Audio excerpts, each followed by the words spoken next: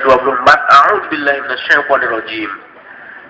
Yauma tasyhadu 'alaihim Yasin ayat 65. A'udzubillahi agar tidak tersesat dalam surat An-Nur ayat 24. A'udzubillahi minasyaitonirrajim.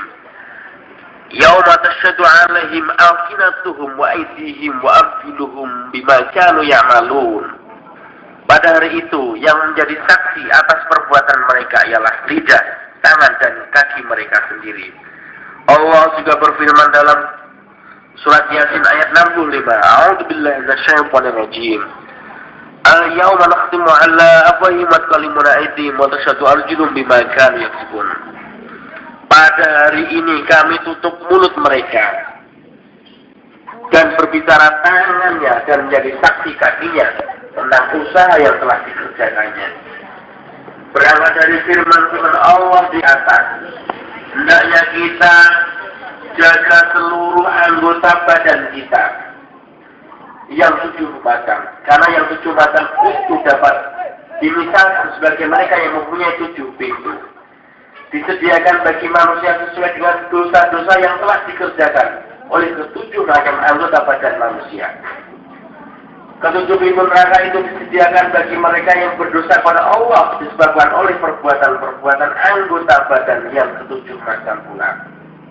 Saudara-saudara kaum muslimin sidang Jumat yang berbahagia, ke-7 macam anggota badan kita yang harus kita jaga dari segala perbuatan maksiat dan perbuatan dosa adalah yang pertama, mata.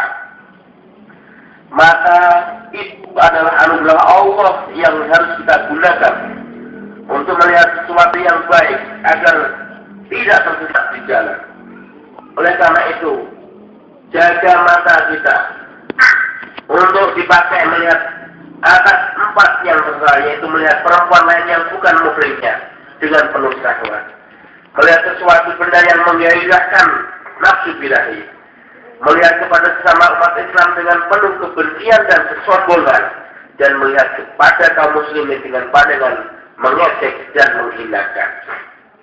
Yang kedua adalah telinga. Telinga adalah alat pendengaran yang merupakan anugerah Allah pada kita. Hendaknya telinga itu kita gunakan untuk mendengarkan sesuatu yang baik. Jangan digunakan untuk mendengarkan omongan-omongan yang kotor, mengumpat, dan mencela orang lain. Gunakanlah selalu telinga kita untuk mendengarkan ayat-ayat Allah Subhanahu wa Ta'ala yang dibawa oleh tujuan kita Nabi Muhammad Sallallahu Alaihi Wasallam, dan ilmu-ilmu hikmah yang dibawa oleh para alim ulama yang oleh karenanya kita beroleh pengetahuan tinggi yang tak ternilai harganya, hingga mendapat pula kesempatan mengecap dan merasakan kebahagiaan yang kekal dan abadi. Yang ketiga adalah lidah. Lidah adalah alat penyambung hati untuk bicara, alat komunikasi antara seseorang dengan orang lain. Coba kita bayangkan kalau seandainya manusia lahir ke muka bumi ini tanpa diberi dengan lidah, semuanya akan kaku dan dunia ini rasanya kaku dan kikuk.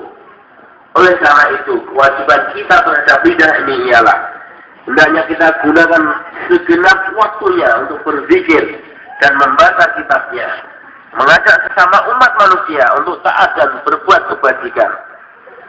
Apabila lidah itu tidak kita gunakan untuk hal-hal yang baik, berarti kita tidak mensyukuri nikmat yang telah dianugerahkan kepada kita. Ketahuilah bahwa lidah itu merupakan salah satu anggota badan yang dapat menimbulkan kekuatan-kekuatan bagi diri kita dan orang lain. Sebaliknya, lidah dapat memusnahkan dan menghancurkan kekuatan-kekuatan itu, seperti akibat yang ditimbulkan oleh perbuatan lidah dengan jalan mengumpat atau berdusta. Terdapat dalam sebuah hadis yang artinya diceritakan bahwa di masa Rasulullah SAW suatu waktu ada seorang